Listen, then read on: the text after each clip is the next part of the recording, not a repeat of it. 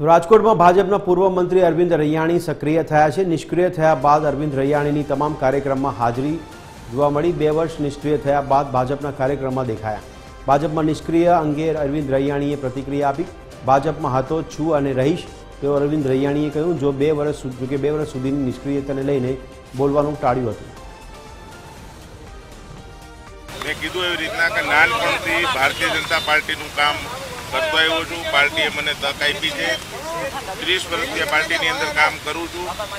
ભગવાનને પ્રાર્થના કરું છું જ્યાં સુધી જીવાડે ત્યાં સુધી ભારતીય જનતા પાર્ટીની અંદર કામ કરવાનો છું। એક નાનો કાર્યકર્તા છું।